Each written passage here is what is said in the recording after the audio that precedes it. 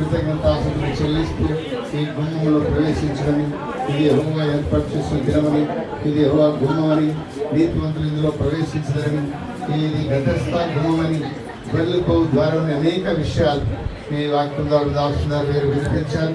నేను నిజంగా ఈ ద్వారము మరి ప్రవేశ ద్వారము అనేకులకు ఆశీర్వాద ద్వారం ఉన్నట్టుగా, ఆశీర్వాద గృహంగా ఉన్నట్టుగా ఈ గృహాన్ని ప్రతిష్ఠించండి.